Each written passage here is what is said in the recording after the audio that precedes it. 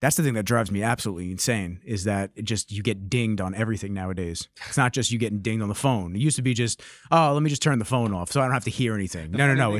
I just put that on Do Not Disturb as I'm getting like 3 messages from someone. So they're probably like, oh, fuck. Yeah. They're just like, oh, yeah. I always wondered if they just see it. They see it right away. I was like, oh, fuck. Yeah, they just see it and just like, oh, am I the one that just made him do that? That's what I think every single time I put people on Do Not Disturb. Yep. My phone lives on it now. I've had this conversation before too. It's so crazy how we used to just wait for someone to text us, call us, anything, any type of contact. And nowadays we're just gassed out from having constant notifications. Dude, it's crazy. It's just nonstop. It's too much. And like I said, I'll turn this phone off. I have 2 phones. I left the other one at home, and I've talked about it plenty of times. I mean. Yeah. The other phone, my mom, 2 of my friends have the number, and like my family, my immediate family. Besides that, no one else has that number. That's good. And it's nice because I'll turn this phone off at like 5:30, 6 o'clock. Right.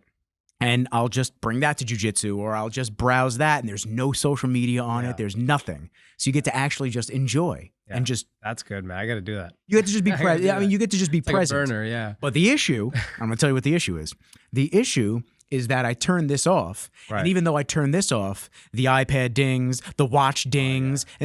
So now I have to go and just like decimate all the notifications because I'm so tired of just hearing everything at the same exact time. Yeah, dude, it's stimulus just overload nonstop from the second we wake up to when we sleep. It's tough. I've been really good lately. I've been really good about not overriding my brain and letting it just be constant with things in the background, with constant scrolling, with everything like that. You know, for a long time, people were going, oh, did you see my story? No, I don't see anybody's story. And it's no offense to you. Right. I'm just intentionally trying to post and dip. I want nothing to do with the app. 100%. Especially as content like creators, it's so hard to not get sucked in because you wanna consume so you know what you're posting and be relevant, but you get sucked in. You get sucked in, and then it's just hours. It's back when I would scroll. I think today was the longest I scrolled in a while. I went to my mom's and I picked up some laundry because I don't have a laundry machine in my apartment, and she helps me out because the jiu-jitsu stuff, man, I burn through laundry every 2 days. There's a mountain of laundry between that and the regular gym, and we were just standing in the kitchen, and I showed her a couple of jiu-jitsu memes, and she was laughing, and then I just. You kept going for like 5 minutes. You just go, whoa, whoa, whoa, and you just leave. Dopamine hit, man. Yeah, so that's why the other phone, I want no social media on it. There's nothing at all. I had Reddit on it for a little while, and then I deleted it because I realized Reddit was just basically the same thing. Exactly. It's a social site, except now I'm looking up hemochromatosis and everything and being paranoid about, oh, is this a symptom? Oh, my elbows keep making all this noise. Is this a symptom? It's like, no, dummy, you've just been double training for months now, and your elbows hate you. So listen, should I just say SK? Yeah, SK works. I was gonna say because I feel like you said SK and then no. How do you pronounce the entire name though? Saransh Kapoor. Saransh Kapoor. Yep.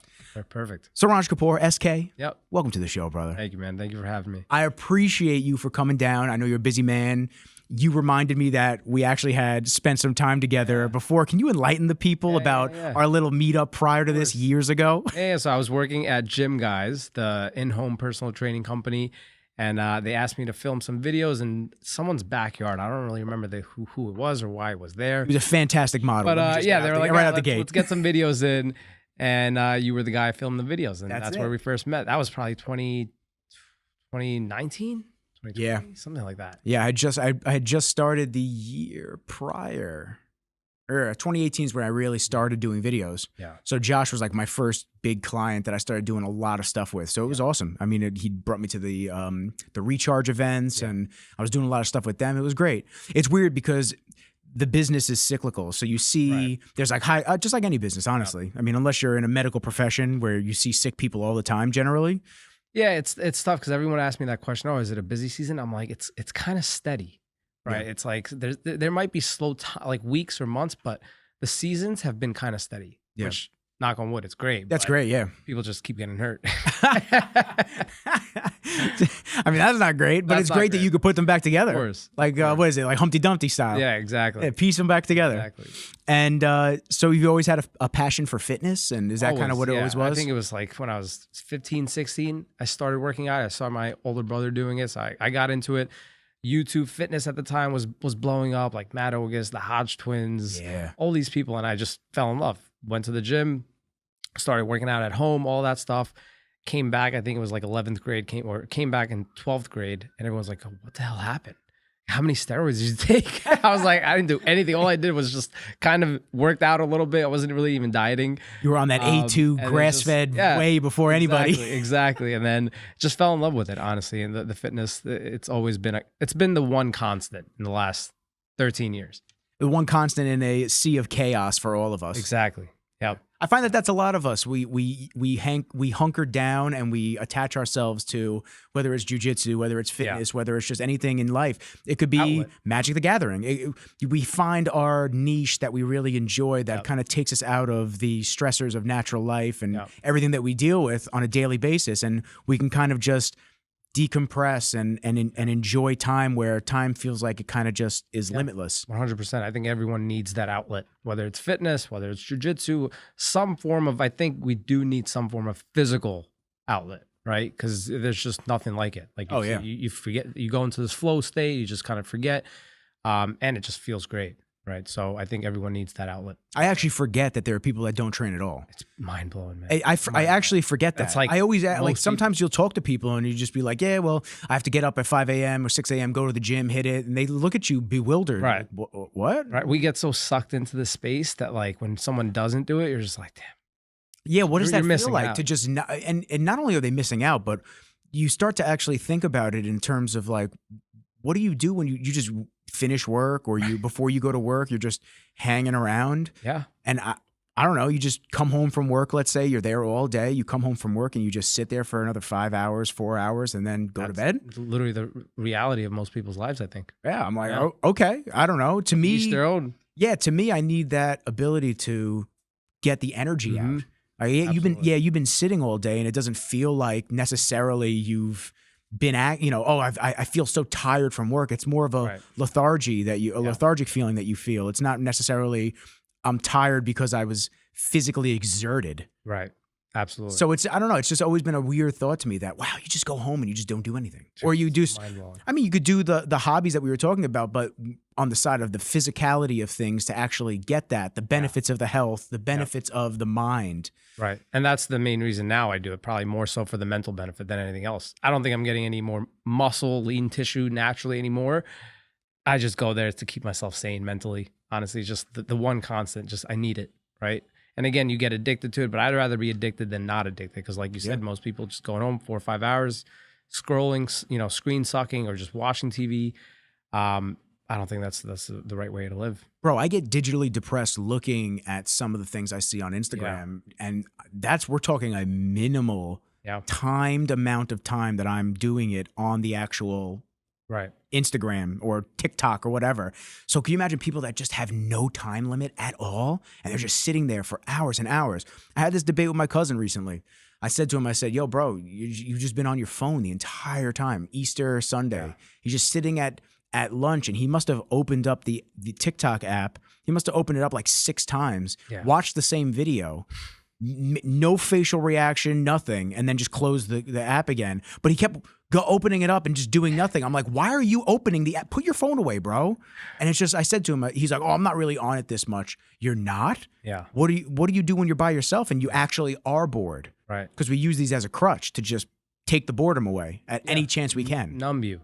Yeah. And they're designed to keep you coming back, right? Like there's countless times where even I will reopen an app knowing that I just closed it. And I'm like, what the hell am I doing? But again, I have that awareness to be like, okay, like I could see myself reopening it when I just closed it. I'm like, it's so weird. I do it too. Curse, right? You good with cursing, right? Yeah, you can curse. Yeah. Like, what the fuck am I doing? Like reopen. I'm like, all right. Then I just put it away and get myself into something more, like deliberate and just active. Yeah. Yeah. I find that the muscle memory, and when you switch your home screen around, no matter what app, do that. No matter what operating system, I'm trying to say, not app, whatever operating system you're running, because my other phone's Android. So it's like once you start to get that muscle memory of where Instagram is, or where TikTok or Snapchat or whatever your guilty pleasure is, mail, text messages, anything. You find checking that the weather just gravitates right to it, and it's such a weird sensation. It really is. So true. But they're designed for this. We have to remember these things, and I've had to explain to a lot of friends You got to stop watching everybody's stories. You got to stop feeding into it, because why do you think Instagram is free? It's because we're the product. Yeah. Our attention is being bartered for currency to the actual tech companies by all these advertisers. And we're constantly seeing shit. And they'll deny it. Oh, no, it's safe. And And then, you know, we'll mention something and they don't listen to you. No, they never would. Why am I getting ads on it if I never clicked on anything? But my man SK just told me about these crazy leather chaps. And all of a sudden, all I see are leather chaps. Dude, it's crazy. That's well, right. it's the cookies, apparently. If you enable cookies on websites, that gives them the access to get into your microphone and listen to whatever you're saying. So then they're going to run ads targeted specifically to that. Yeah, it happens every day to me. But then they just ram it down your throat every 4 seconds. Because once you click cookies. It's like every 5 seconds. Every site I go to, bro. And then you just go, oh my God, I don't care. I just want to read the article. Exactly. It's crazy. Yeah, these phones suck. So, dude, I got another 10 years of being on these things. We're going to shoot some crazy videos and podcasts. Yeah. Another 10 years on these things. And then hopefully this thing is big enough where I can have other people run it for me. And I can just be in the moment for everything. Absolutely. No, and I agree. There's a lot of negative, but I think there's a lot of upside too and a lot of potential. Because again, it enables you to do stuff like this. It enables me to do the way I do my business, a lot of online stuff. Like that stuff wasn't possible 5-10 years ago. Right. It was, you just needed an entire production team to do it. Right. And business was just completely different at the time. And now it enables a lot more opportunities. It comes with a huge cost, right? That's taking a toll on a lot of people's lives. But I think the upside outweighs the downside, in my opinion. Okay. And now let me ask you this. In terms of the upside versus the downside, obviously, mental health issues, just constant scrolling and the derealization or personalization of yourself with life and what life actually is outside of the technological walls. Right. Besides business, what do you think is the upside? I'm curious. Besides business, I think it gives people the opportunity to like see that there's all this potential out there, right? Whatever field it is that you want to succeed in or do, art, music, business, whatever it is, I think it enables people to realize that the potential's out there, whatever it is you really want to do. Mm-hmm. I think that's the huge upside. But again, it comes with a huge cost. Yeah, the inspirational side of things. Right, and because a lot of times, you might think you want to do something and you're like, oh, no, I don't know if I could do this. And you see other people doing this. You're like, oh, there's a shift in your brain that's like, okay, this is possible. Right? That's why a lot of like coaching programs and mentorships work, because you see a community of other people doing what you're doing. You're like, oh, wait, this is totally doable. I just got to do X, Y, Z and keep doing it and it'll happen. So I think that's the upside. Okay. I can agree with that. Yeah. I can agree with that. I like that. I like the community driven stuff. Like I've wanted to deactivate my Facebook for a while now. But one of the reasons that I don't is because I do belong to a bunch of epilepsy groups for Kenji. I deleted the app off my phone, so if I do go to Facebook, it's very intentional as opposed to just like clicking it automatically. So I'll do it on a website, like the web browser. Yeah. And I'll actually focus on doing that.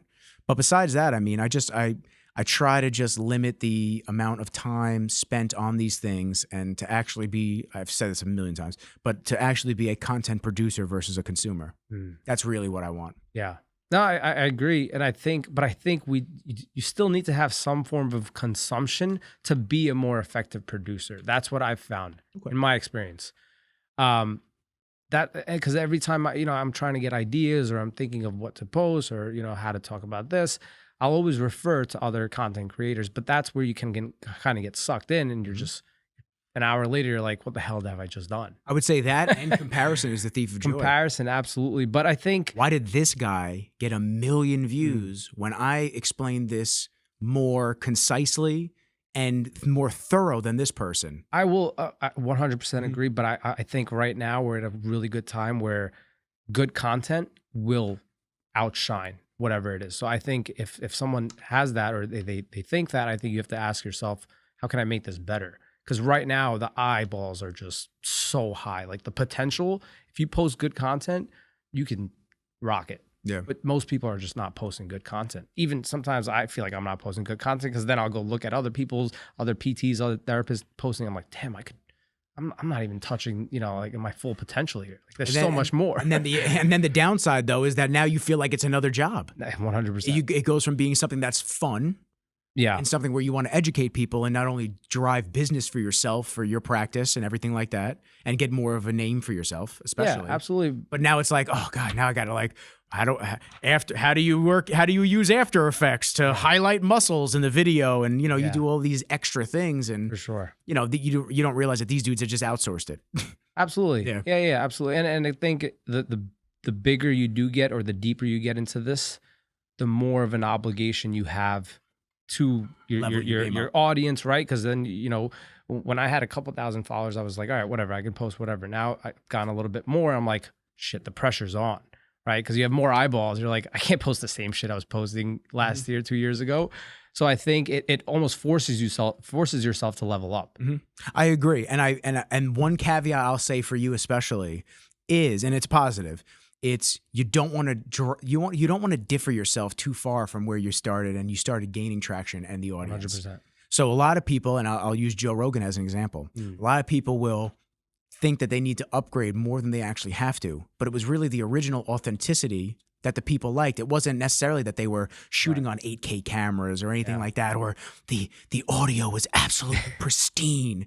They attached themselves to you as a human being and the stuff that you were putting out there because it moved them in some particular way. Yeah. When Joe moved his studio from LA to Austin, he spent a ton of money, like loads of money, on creating this, like, I don't know if do you watch Joe at all? Yeah, of course. You remember when he had the red studio? That little bubble, that little chamber it looked like? Yeah. People hated it. Yeah. So he changed it back to look like the studio in LA with the red crepe in the background and the picture behind him. That's what blew him up. It's so crazy. Like that setup was nowhere near as expensive as what that whole custom echo chamber of a podcast studio was. It's just wild how it just, you don't want to stray too far because your fans became fans because they saw you in the infancy stage. 100%. Yeah.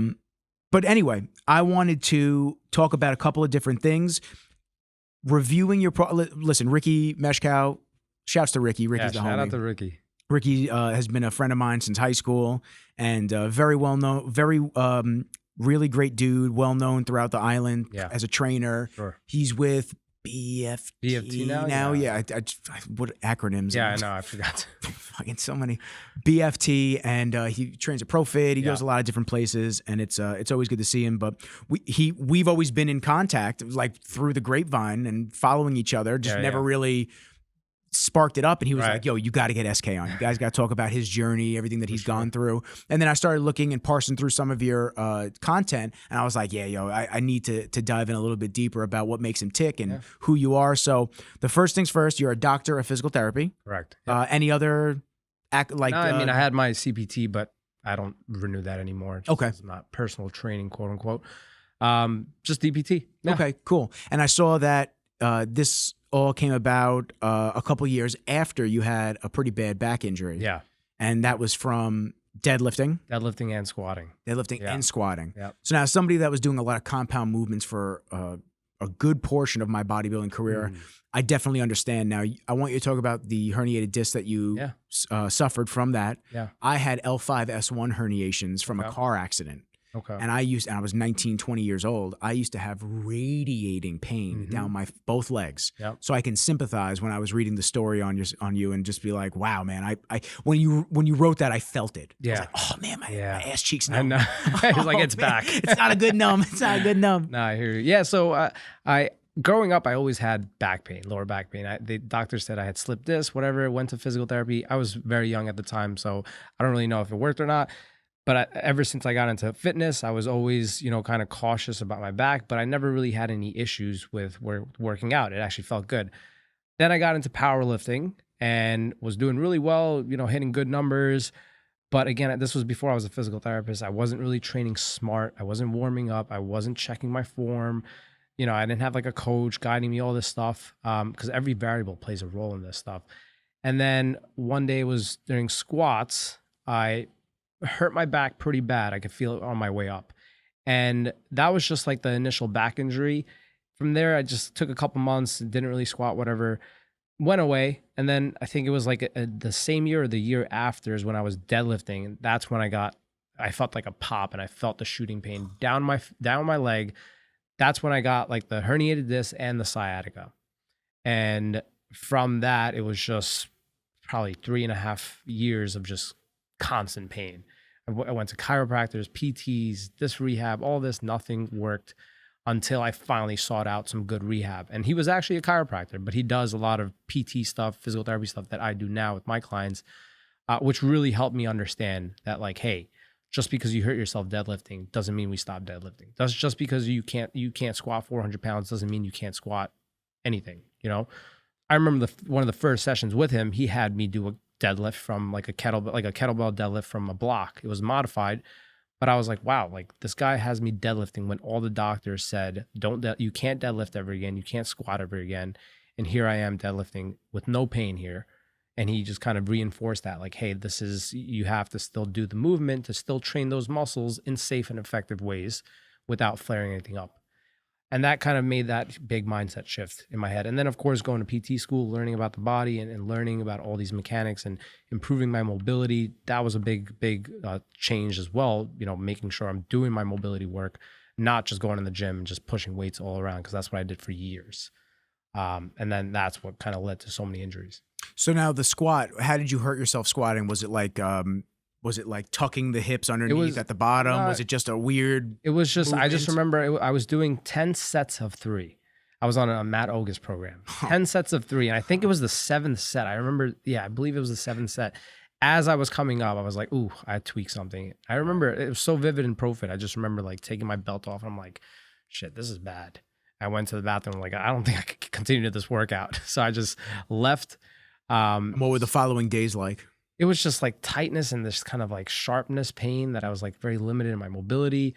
But I think at the time I didn't seek out help right away, which I should have, because now I see it as a physical therapist, like the faster and the quicker you get the help, the easier and you know, painless your rehab is.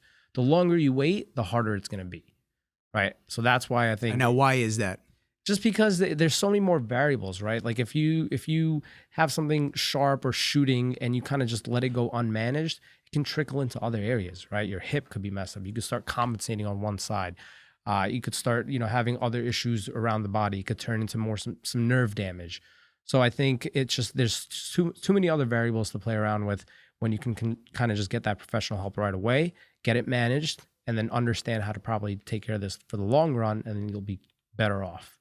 So you tweak yourself squatting, and then how long after were you deadlifting? I don't remember the exact time, but it was like probably the same year. Yeah. Oh, so I was still it wasn't quick, like a couple days late. No. It was like a month or two. Yeah, it was like the same year because I was still powerlifting. I still wanted to compete at the time as a powerlifter, and I just kept pushing the buttons. Yeah. It happens, man. I did that for years. Yeah. I did that for years, and you know, until I met my functional medicine guy down in Florida. And we were talking back and forth, and he just said, listen, man, you're not deadlifting and your back is killing you because of it. He goes, you need to be sumo deadlifting, create a stronger posterior chain and all this stuff. And I was like, really? Okay.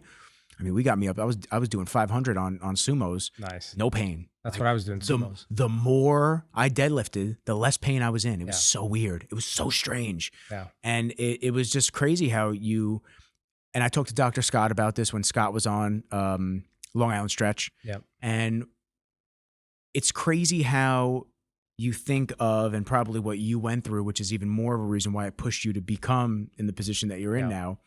You think of the original physical therapy and what it was. Right. You know, just stretch here and, you know, do a couple of these exercises and okay, have a good one. Right. And you look around, you see a bunch of old people and and car accident victims. Changes their lives, right? You do a couple bridges and clamshells for them. Yeah. Changes their life. Yeah. Great. Time and place. Yeah, but you could just smell the car accident insurance fraud, and you're like, wow, man, no one's actually injured here. Oh yeah. But it's so weird how now knowing you guys and what you do with patients and how you rehab yourselves, which I want to hear about some of the methods that you feel work best. It's amazing how that's the real physical therapy. That's the real way to prevent injuries and come back from setbacks of injuries, is to actually rehab properly, work the spots out before it trickles into other areas and creates imbalances and overcompensations and whatnot. It's pretty crazy how the body will just automatically adapt. And now, the lat's locked up. All right, well, let's use more shoulder. Or, it just start pulling. And you're like, oh my God, why is everything hurt now? Right. 100%. So I can definitely agree that that was definitely something that I went through myself. And my original physical therapy when I got my herniated disc was just horrible. It felt like a jail sentence. I could probably guess everything you did. Yeah. Oh my God, it felt like a jail sentence. Yeah. I had herniated disc, but for some reason, if I'm thinking back to it now, I would do the arm bike for 10 minutes. And I was a fat little kid, so I was just like sweating my ass off doing nothing. And I was like, oh my God, what's going on here? And then they'd have you stretch and do a couple of movements. It felt like a jail sentence. It felt like community service, like I didn't want to be there type of situation. Like I got caught and they're like, well, you gotta get back. I was like, okay, how much longer? Absolutely. So we talked about getting injured during your lifts. Yep. So now looking back on that with everything that you know now and your rehab techniques, your lifting techniques, whatnot, how important is it to have good form when you lift? Oh, very important. Because I look back at some of these videos that I was doing, I'm like, oh, I was destined to get hurt sooner or later. It was bad. The thing is, it's form definitely matters for sure, but it also matters as you get more, heavier with the weights. Because the heavier you get with weights, the more likely you are to kind of, mess something up if your form is bad. So people get very, over like, strenuous about form. But I think it really does play a big role when you're trying to stay pain and injury free for the long run. Absolutely, 100%. And what are some between bodybuilding, CrossFit? Obviously, you probably do you see a lot of CrossFit athletes? No, not really. I mean, Interesting. it's mostly bodybuilding. It's mostly people who, are avid gym goers. Not a lot of CrossFits, to be honest. Really? Yeah. I would have thought that it would have been CrossFit. And listen, I get no shit on CrossFit. I think CrossFit's a great sport. I think it's kind of what I do now is like a hybrid of bodybuilding, CrossFit at OG when I train there. So it's cool. You do a lot of functional compound movements, this and that, you throw it in, then you're doing sprints on the assault runner. But I would assume because of the workout of the day and just like everyone, how they just run right into it. But at the same time, they almost have more of a pulse on the modality and mobility work of all of that industry. Yeah. They have, Whoop and the Sisu saunas, and they just kind of all go hand in hand with recovery, and bodybuilders definitely don't. Yeah. No, my first job was in a CrossFit gym, and that was almost all the clients we saw there. It's definitely more of an injury prone, just because, again, there's more variables you're not just doing standard barbell curls or a couple bench presses. You're doing hand cleans and clean and not just a binary movement. Right. So there's a lot more variables. So we saw a lot of injuries there. I personally now don't see a lot of CrossFitters just because I'm not kind of marketing to them. I'm sure if I marketed to them, they'd probably come, but yeah. So what do you try to work on now? Mostly bodybuilders, avid gym goers, because I know that community, right? I'm a bodybuilder myself. I get it. Even if you're not a bodybuilder, quote unquote, competing, right? If you're an avid gym goer and you're hurt, like I know what it feels like to not be able to perform at your fullest potential. So that's who I usually market to. And what was it like getting your pro card in OCB? It was great. Natural, man. Yeah. It was a great feeling. It was a tough prep, but it paid off. Yeah. How long did you prep for? That prep was 10 weeks. 10 weeks. And again, that's on the shorter end. You said that was a long prep. I know. Tough prep. I would not recommend that short of a prep. I mean, it felt long mentally. 23 weeks. That was brutal. I would recommend 15 to 20 weeks for most people. But 10 weeks I did. And then the one after that, I did 9 weeks, 22 pounds. And that was the worst I've ever been.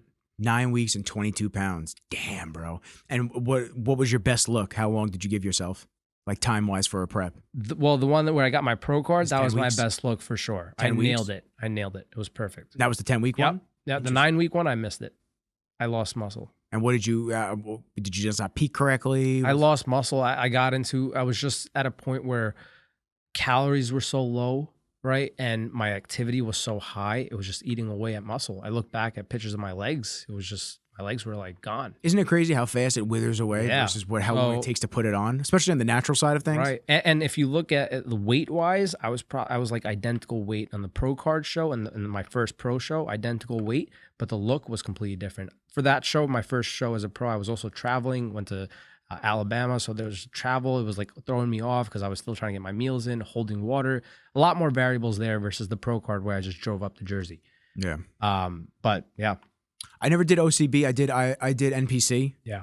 And that was an interesting interesting experience. 23 weeks as a natural athlete at 22 years old, and you look around you and you go, wow, You're like, I forgot to take the severely outgunned over here. You forgot the steroids. I forgot the steroids. I thought it was the chicken and rice, but it was not. It was the steroids. My recommendation is if you're going to compete naturally, just go to a natural federation. It's just not worth it. Yeah, I was setting myself up for failure. I don't know why. I thought I don't know why. I thought I just could compete, and I was delusional, and I stepped on that stage, and I looked at the guys in my class in men's physique, and I went, oh, these are like 212 bodybuilders. I'm going to go sit down.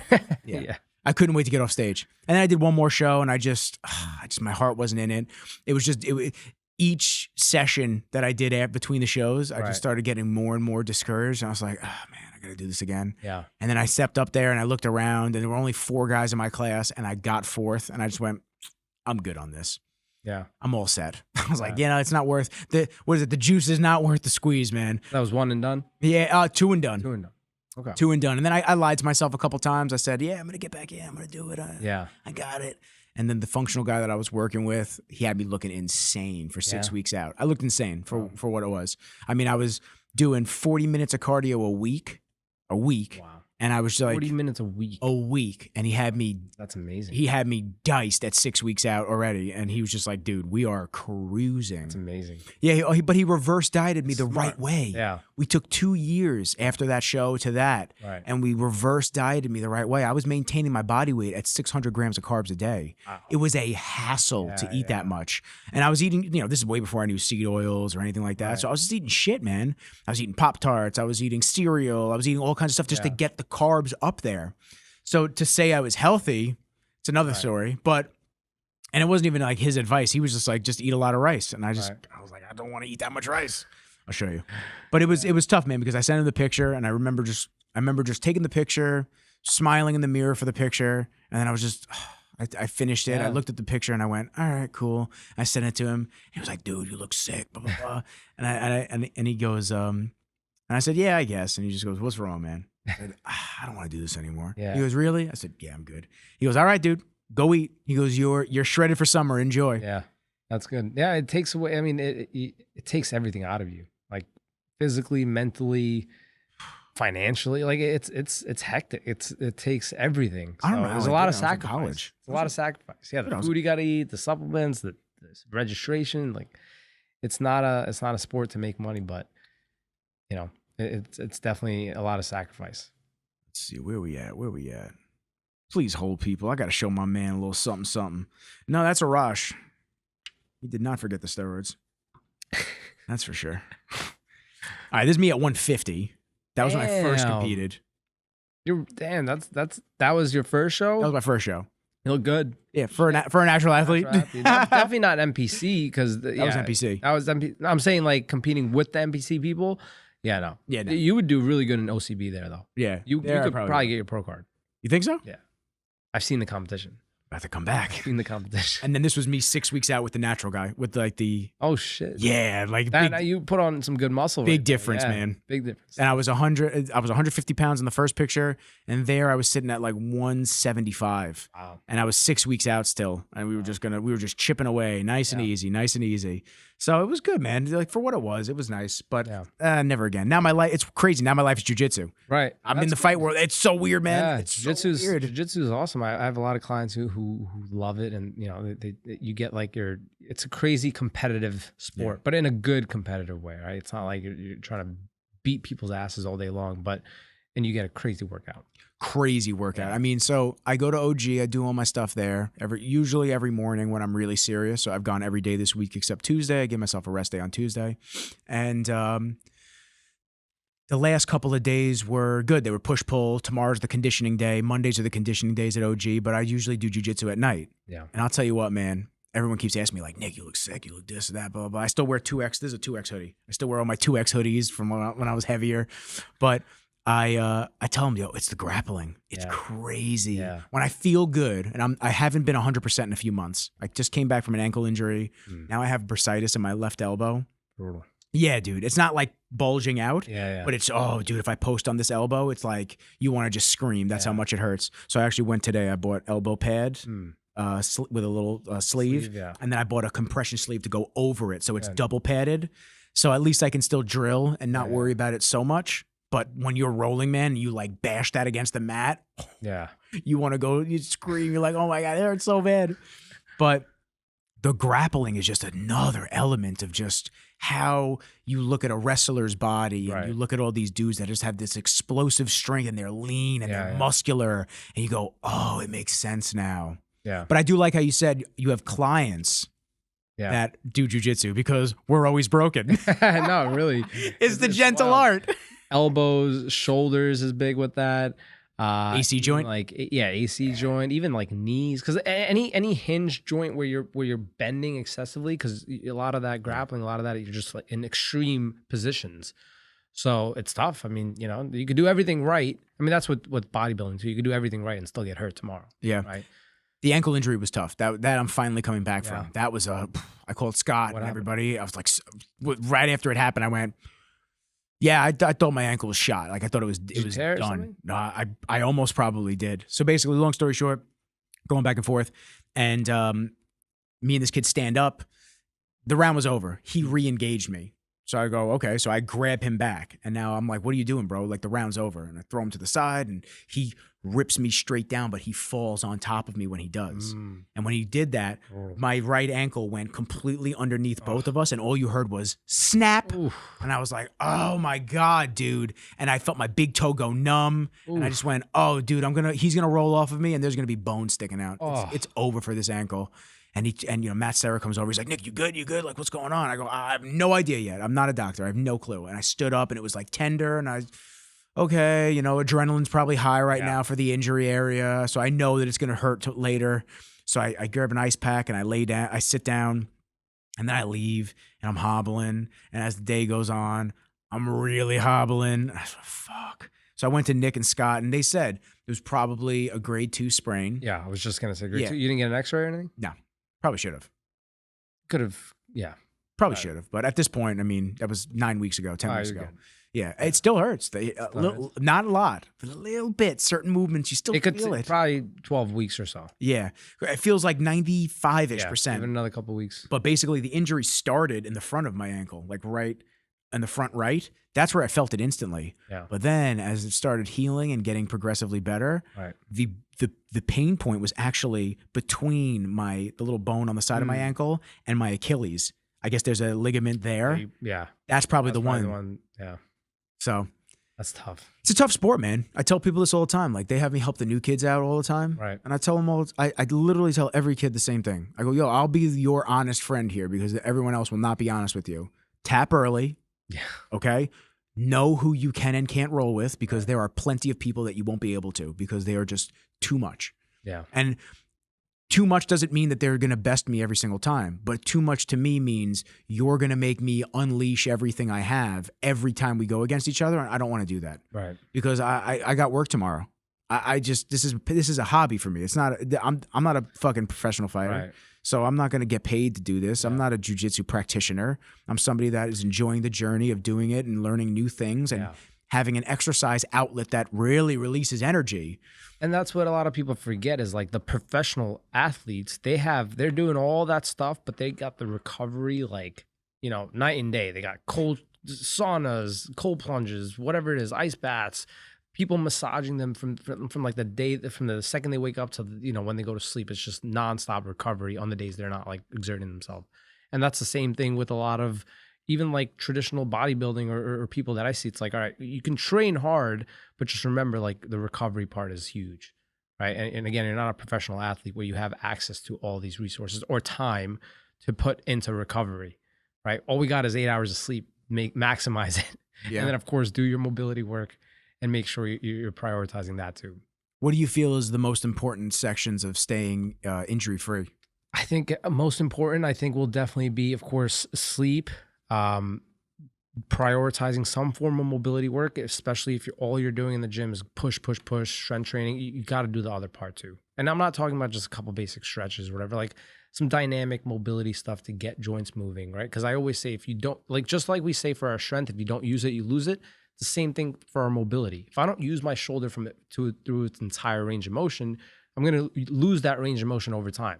Then what happens? You're 60 and you have arthritis, and everyone thinks that's just a normal part of aging. Sure, arthritis might be a normal part of aging, but not everyone that has arthritis is in pain, right? So if you can utilize that joint, the motions effectively from the start in your 20s, 30s, 40s, I think you're better off in the long run to not have all these symptoms that might come with age-related problems.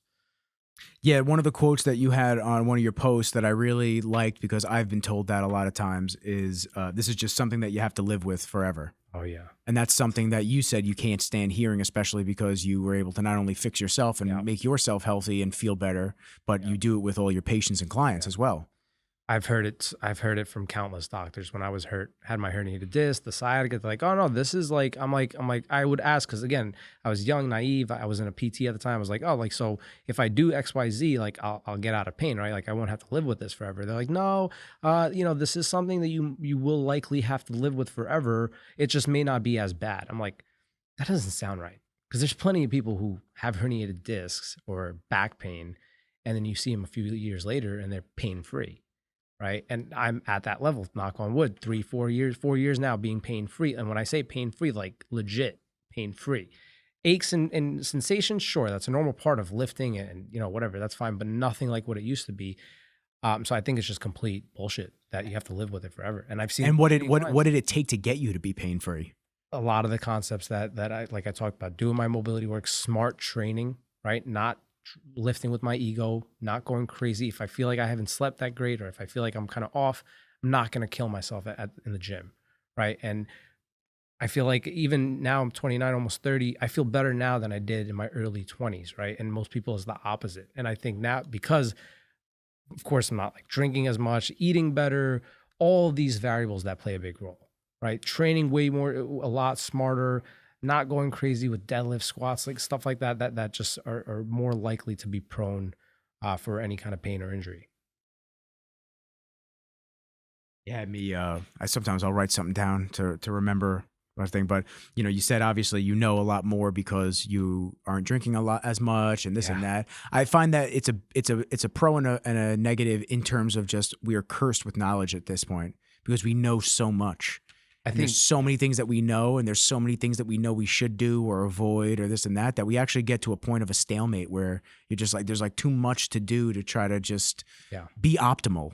And it can be, hitting the e-brake feeling sometimes where you're just like, there's so much I got to do. I got to get my morning sun, and I got to do a couple of ice showers or baths here and there, and avoid the seed oils and no processed foods. But I got to get my cardio in, and I got to get my stand-up desk. And it's great that we have all of this information at our fingertips, but sometimes it could be overwhelming. 100%. I think a lot of it is just like, if you hit the big pieces, like get your sleep right, get your nutrition right, and get your fitness right, everything else is kind of just, icing on the cake. The cold showers, the plunges, the sauna, that stuff, it's not really going to move the needle, in my opinion. Yeah. I'll still do them. I like doing cold showers, whatever, but like, you think it helps? It's a supplementary. I like exactly what a supplement is supposed to really mean. And it's hard, and it feels good when you're done with it. Yeah. So it feels so good when you're done with it, man. The ice plunge. See, the thing that sucks about the cold showers though is that like I got to turn. Yeah. I'm just like, now the front, now the back. You're just like, oh God. Oh, you're like, don't be a bitch and stand in the same spot. You got to turn every time. It feels like you keep getting the cold plunge fresh every time you turn, like a turkey. Yeah. in Boston Market. Yeah. That's why I like the baths, because you could just jump in and you just sit. You haven't done one yet? I haven't done one. I'm bringing you over. My guys over at iStretch Plus. Okay. Yeah, they're right here in Huntington. Yeah. Awesome. Great team. And they have the infrared sauna, and they have the great ice plunges in there. Love to. 35, 40 degrees, man. You sit in there, and then when you're done, you dunk your head in, and you feel like you just took a dip with a polar bear in the Arctic. That's what you feel like. Yeah. It's funny. You said you're not like ego lifting and all that. We've all been Guilty of it. Happens. Just it's part of the progression of learning your way in the weight room and whatnot. And some people grow out of it. A lot of people don't. And then they're constantly injured and hurt. But it's reminded me of a quote from Kai from years ago, because I used to film Kai and we did a lot of stuff together. And he always said that I'm a weightlifter. I'm a bodybuilder, not a weightlifter. And 100%. I always loved that saying, because otherwise it's just, you're just moving. Well, I'm just going to keep moving weight. It's like, no, you got to challenge the muscle to where it is. You know, you don't have to squat 500 on everything. Just because you see that dude over there doing it doesn't mean that that's your journey and your path that you have to do. Right. You have to do what your muscle workload is. And it's different for every single person. Yeah. I mean, it's as sad as it is. Like, look at Ronnie Coleman, right? A legend. The guy has amazing. He's a legend, but like, that's not a prime example of what you want to become. Right? You want to do this stuff to add years to your life, not take away, right? Not rely on fucking meds all day long and be, you know, out of like woo-woo, right? So I think that's just, that will get me enough. That I look at that and I'm like, okay, I'll check my ego. And I know I'm not going to go crazy with, you know, ego training. Because if I do, I know what's going to happen, right? And to speak on Kai, even like Phil Heath, a lot of my current training principles I get from them, because you look at the way they're training, they're the ones using 20-pound dumbbells to do bicep curls, right? And they're going slow and controlled, pumping up the muscle. They'll still train to failure, but it's like, it's completely different than what most people are doing nowadays. Yeah. I filmed Kai all over the world, and every single time I've seen him do 45-minute warm-ups before he starts. A lot of stretching, a lot of like dynamic movements of just like rolling the shoulders out. And,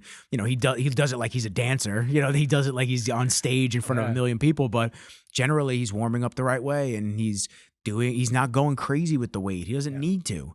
Like, don't get me wrong. I mean, not crazy for the weight sometimes for him is like 3 plates on a bench press, and he's just sitting there. That's light for him. Going. But that's his journey. That's, you know, he's a guy that is a lot bigger than your average human being. Right. And, you know, the biggest pain point for me is I got into the fitness industry like so many others because I wanted to be healthy. And unfortunately, you know, you wanted to get girls. Let's be real. That's why everyone gets in. And then you grow past that. Yeah. I wanted to just stop being fat, man. I was like, God damn, it's crazy out here. You know, but I wanted to be healthy. That's really what it was. Truthfully, I was pre-diabetic. They told me I'd need an insulin pump if I didn't stop getting heavy. And I was like, fuck, man, I hate needles, so let's go. Yeah. And then I wound up getting hemochromatosis, which is the biggest ironic kick in the ass ever. And I have to do phlebotomies every 3 months. So it didn't matter anyway for hating needles. But so, you know, I wanted to just do this and be healthy. And I see so many other people that wanted the same.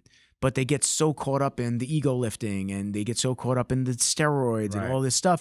And then their bodies start to fail them early in life, 40s, 50s. That's still early in life. Oh, yeah. And you said perfectly, we want to actually get longevity out of our bodies, and our lifestyles are trying to aid that process, not take it away. Right. So you look at a guy like Ronnie, whose body is failing him. Right. It's failing him not because it's old age. It's failing him because of the abuse that it's gone through for how many years now. It's tough to watch. When I see him at the expos, man, there's like a soft spot in me that feels like weird. And there's a lot of people that run up to him, oh yeah, buddy, you know, all this stuff. And okay, you know, you play into the character and he does that. But I can't help but just sit there and go, man, that's gotta be somewhat depressing. 100%. It really does, in his shoes. Like I don't think that he sits there sad for himself, because listen, he's made a name for himself. Right. He's made a lot of money, and I'm sure he still is making good money in the sport. Maybe, I don't know, I'm not his manager. But at the same time, you look at that and you're just like, was it worth it? I don't know. Yeah. Yeah. To each their own. Everybody has it was worth it point. Right. And maybe that was his, letting his body just deteriorate the way that it has. But I see him with those double crutches, man, and you're just like, fuck, dude. Yeah. I used to get jazzed up for the gym watching him squat 800. Yeah. And now you look and you go, oh, God. At what cost? At what cost, man? I don't know. To me, it's not worth it.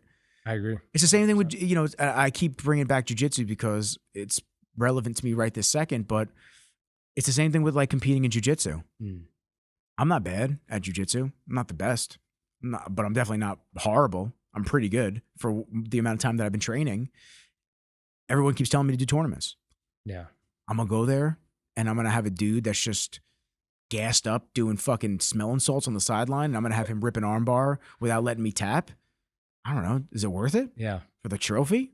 I don't know. Am I going to be Gordon Ryan? Probably not. Right. You know, like, am I going to be like competing against B team at ADCC? Probably not. But I don't know. Everyone's got that point. Yeah, you never know. And again, I think you just have to ask yourself at what cost is it worth it to you? For some, it is. And what was your cost for not going into the NPC?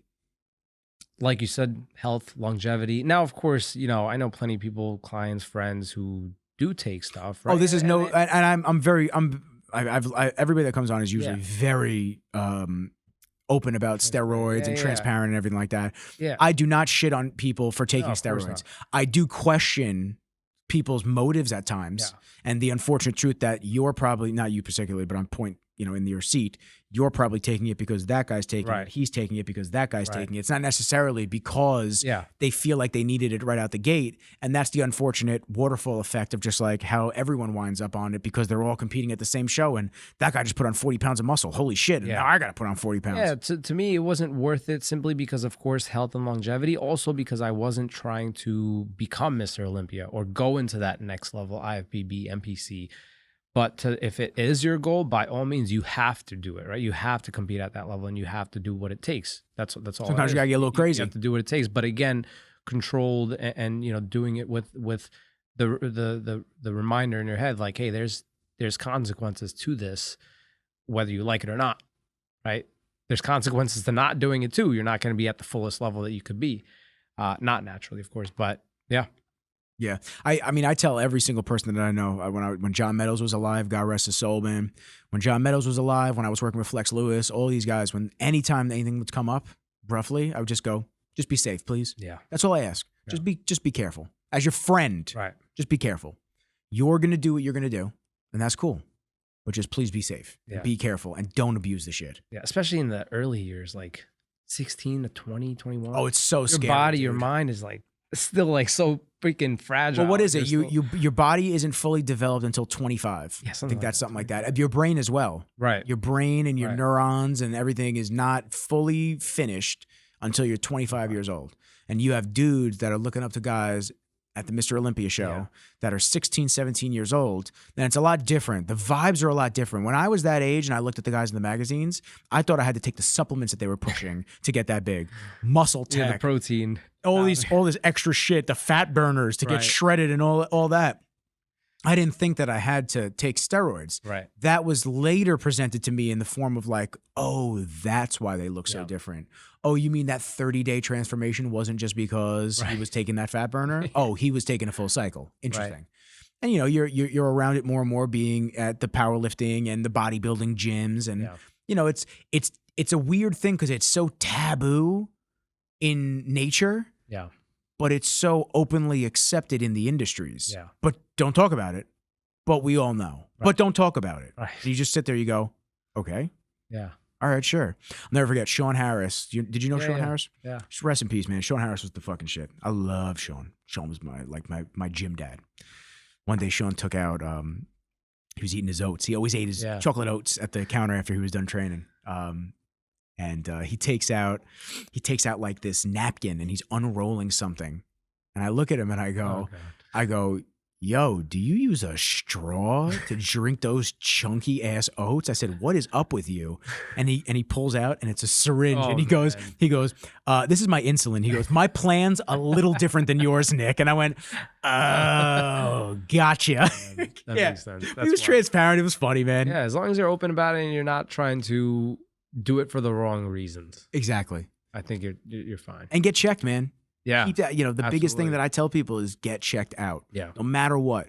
Get your blood work done consistently. Yeah. You're going to be on shit, you have to get your markers and know because, if you start taking and then you get your blood test a year later, we don't know where you started before you started taking a cycle. Right. So now your levels could be all fucked up, but to you now this looks like baseline a year later. Right. So there's a lot of things that go into it that you have to take into account. Absolutely. I just find that there's not always a systematic or methodical approach that they go into it. It's more so like, this guy told me to do this and I'm going to do that. And that's what always bothered me about it. It was never funny story and then we'll get off steroids. It was never just like you never got a real straight answer. So when I first did my first show, my coach at the time, who, as always, I will never name on this show. If you know me, you know who he was. I can't stand the fucking guy. Dirtbag. Anyway, I would constantly wake up on Sundays with steroids on my plan. Constantly. When I sat down in his office, he told me, Nick, I just want you to know, it's chemical warfare out here. Like, okay. I'm natural. Right. If you can't coach me, then I'm going to go somewhere else. No. And what he wound up doing is just running me into the ground. But regardless, we're going to get back to the Sunday plans. Sunday plans would come in, and I'm away at college. And I'd see my meal plan. And then at the bottom, where the supplements were, like the ALA and the fat burner that I was taking and this and that, all of a sudden, this almost happened every other Sunday. You'd start seeing clenbuterol, tren, all this different stuff. And I look and I go, what am I reading? Yeah. So I'd email him back and I go, hey, let me just ask you something, because we have this conversation pretty regularly. I'm natural. I don't want to take steroids, but you keep putting it on my meal plan. That's the first thing. Right. The second thing is, even if I wanted to get these, where do you expect me to go and get these? Yeah. Am I supposed to just go to Rite Aid? Do you guys serve Tren here? Do you guys have Clen behind the counter? Yeah, nowadays they might. They're like, are you trans? We're like, fuck. Like, oh, man, you got me. So, yeah, I was just like, so you want me to just obtain this from who? Yeah. The shady dude hanging out at the city center? Nah, I'm good on that.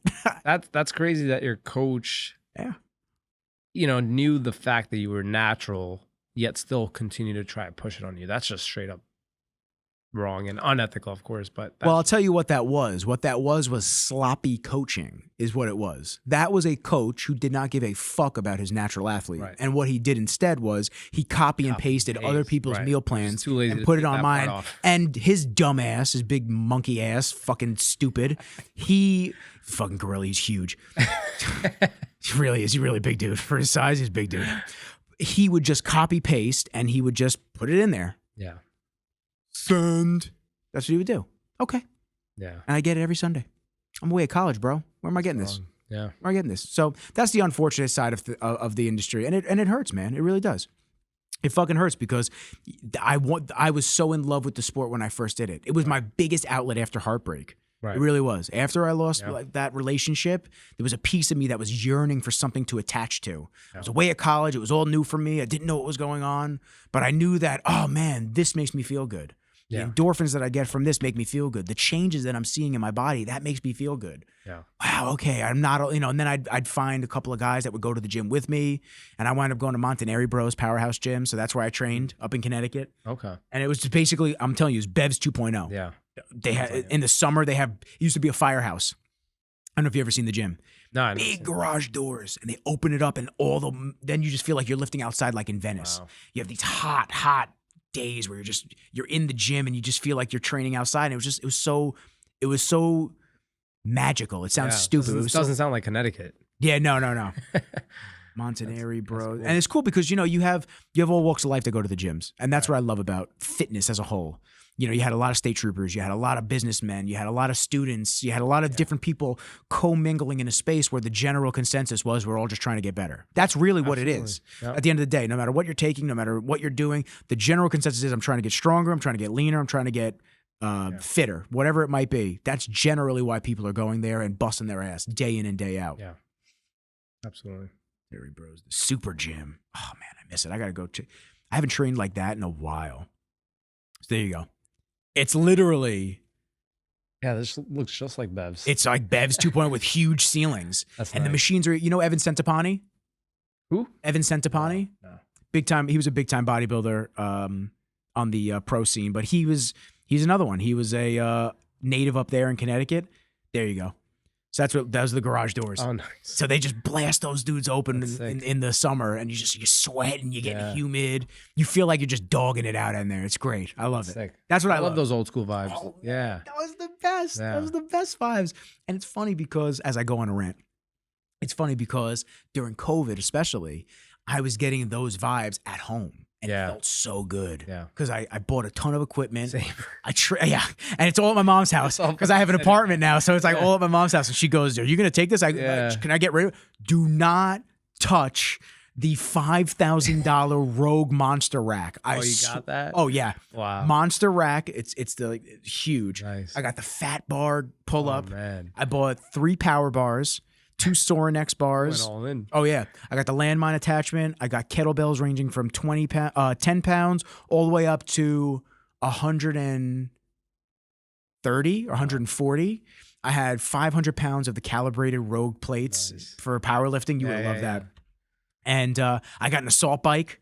Nice. Yeah, I got everything. But that's what it felt like when me and the homies would start training. We would just all go in there. It was hot. Yeah. Just hanging out, blasting music. There was nothing else to do. And we were just training in there. That's the best. I can't believe I was still fat after that. That was amazing to me that I came out of that fat. I was like, all we did was train all day anyway. But then you look at it the other time and it was like a lot of whiskey and it was a lot of video games. So that was the adverse. Absolutely. Let me see what I have.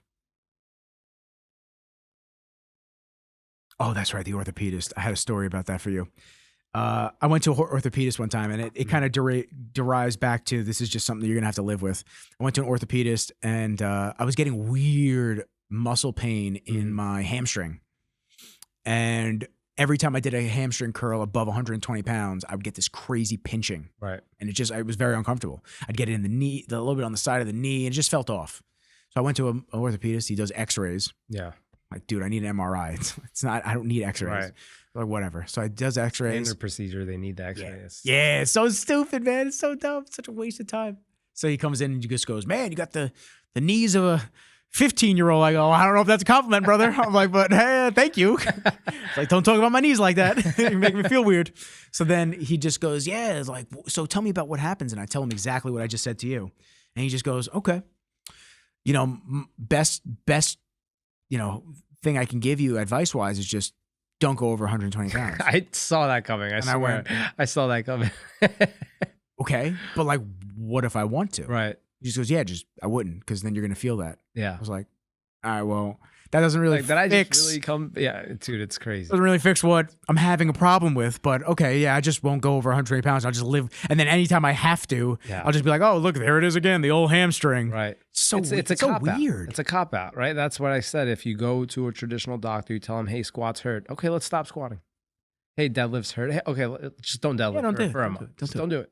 It's like, okay, but why? Like, what if that's something you really, hey, running hurts. Have you tried not running? It's like, come on. No, I was getting mugged. It's a cop out, man, because they don't want to take the time to identify what is actually causing the problem. And that's why I think physical therapists, and I'm not just like plugging myself, like physical therapists in general have a big kind of just an area to help people and kind of listen to people, because your traditional orthos, people are coming in and out. It's like 5 minutes you get time with them, right? If that. Right. And that's where the only kind of one-on-one care you do have in the healthcare world is usually with a physical therapist or occupational therapist. But even then, the traditional way it's still kind of broken, because like we talked about, you're going in, do a couple basic exercises, you get 10 minutes with your PT. And again, if they're not familiar with the gym, working out, lifting, it's like, how are they equipped to let you know the exact stuff to do? And how shocking is it that they aren't? That you go to most of these places, they're just blown out of shape, and you look at them and you go, wow, you're supposed to be the one that's going to give me health advice. Exactly. It's like an accountant whose taxes are all messed up. Yeah.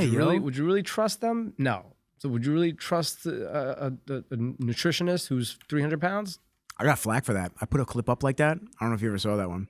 I got flack for that. I said, I can't take you seriously if you're giving me health advice and you're 300 pounds overweight. I can't do it. And I got flack. Yo, it's crazy, man. You just see the people that defend anything. They just want to bicker about anything. And in reverse, like, I've had a lot of people who come to me, they're like, hey, SK, like, I came to you because you walk the walk, right? Like, you work out, you're in shape. Like, you're in great shape. You walk the walk. I was like, thank you. And as it should be, right? Like, we think we're not judging people, but like, it's automatic in our brain. If a 300-pound dude is a nutritionist and giving me advice on what to eat, I'm just not going to take it seriously. Neither should you. No one should. Yeah. It's fucking bullshit. And now let's give the adverse. Shouts to Evan, OG, the homie. Evan's in fantastic shape. Yeah. Taylor is in fantastic shape. Kim, all the girls, any trainer, Joe, Eric, all the trainers that train there are in fantastic shape. No one's out of shape. Good. Yeah. Why would I expect anything different? Why can't I expect my healthcare Exactly. provider to hold themselves accountable Exactly. and to be healthy? It's weird. You told me that I should be eating less meat Right. or this and that, but and that you're on this diet, but Right. if that's what if that diet yields those results, Yeah. I don't know if I want to do it, brother.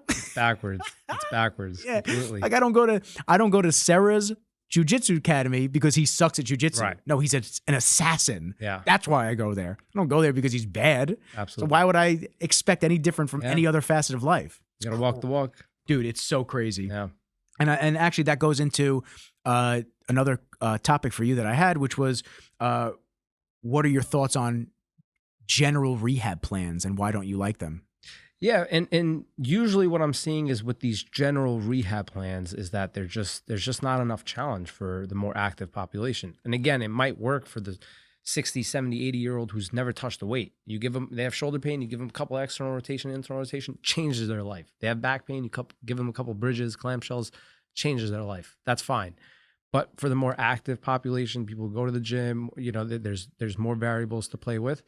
There's just not enough challenge. And there's not a consideration for the load that's being put on their body outside of the rehab work in the gym, right? Because there's been plenty of times where I've had patients and clients who've come to me and we've done rehab work. They're not getting that much progress. And I'm like, hey, let's look at your workout program.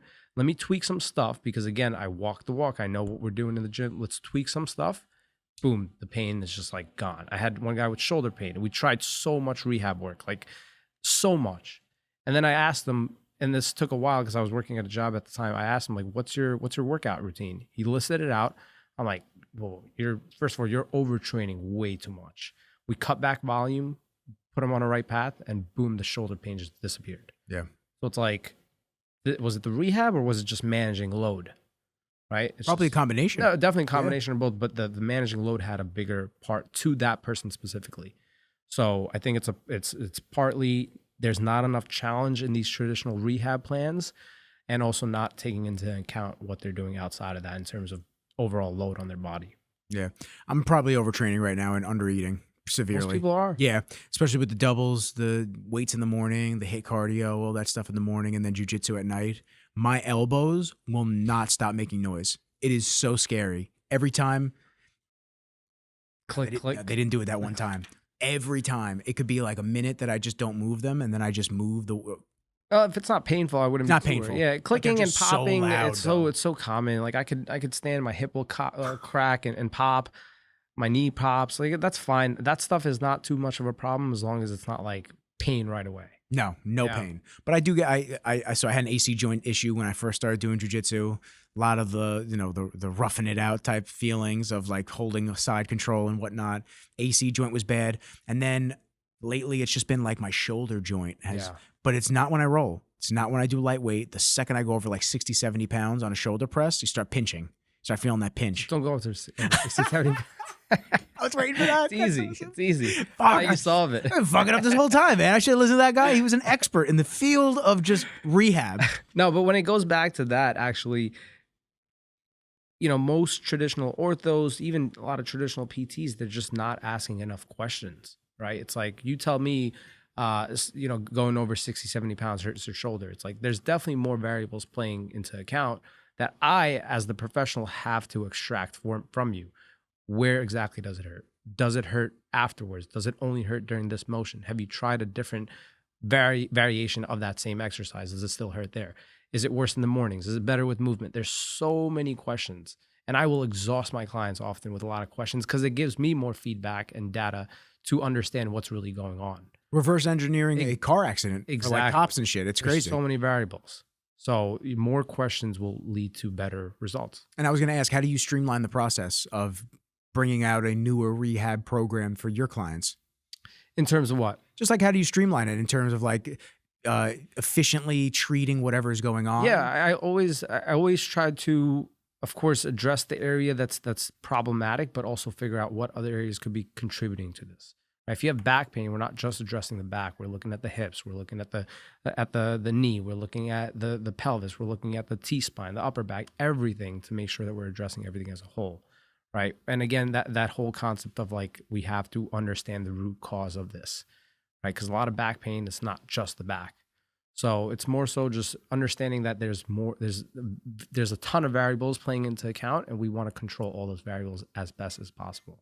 I got the so right. Do you like the so right? Yeah, the so right is cool. I mean, yeah, it's cool. I mean, something like that where it's so. Oh man, I spent $80 on it. Yeah, it's expensive. give me something, man. Yeah, no, the so right is cool because a lot of people do have tight hip flexors, right? But I think there's definitely, I wouldn't say better, but equally as effective ways to release your psoas rather than needing to spend $80, right? So, when something like that blows up, Got me. when something like that blows up, it's usually a sign like, okay, there's this big problem that a lot of people just want an easy way out. Yeah. You know what I mean? Yeah. 'Cause if it was as simple as you put this on, you roll it out, and boom, you're out of pain, I wouldn't be in business. Yeah, that's true. That's true. Right? So generally, when something like that blows up, I'm like, okay, let's figure out a better way to attack this. And then probably people start coming to you once they start seeing it everywhere. The Right. people start coming to you, go, I think I got tight hips. Yeah, Like, it's like the foam roller, right? The foam roller blew up. Like, yeah. whoever invented that is like freaking racking in billions. There's got to be somebody that had the But original patent. Yeah, exactly. Yeah. Styrofoam in a It's cylinder. Genius. Here we go. Roll on it. Genius. Make sure you get. I remember watching people get their AT bands. Yeah. Just rolling on it. I'm like, yeah, this is warming me up for squats. And just put 225 on the bar. And Right. so it's funny. You said your old videos of you lifting. I sit ass to grass when I squat now. Ass to grass. And whether that's good for me every single time or not, I just always sit down. I'm sure there's a time and a place for it. Yeah. Just like any other type of lifting. But the funny thing to me is I put a video up. This is when I was in Connecticut. I put a video up of me squatting. And I thought I was the bee's knees. I thought the form was immaculate. And I look back at that video. Yeah. Let me tell you, dude, it is cringy. Yeah. It's a tough watch. It's a tough watch. And one of the comments was like this dude who was a juiced up dude.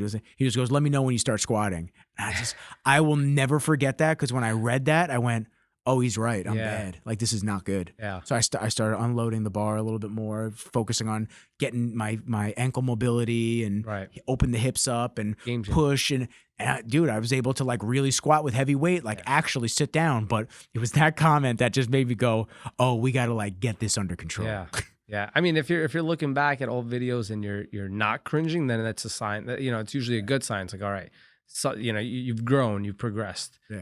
Because I look back same way. I'm like, holy crap, I did not know anything.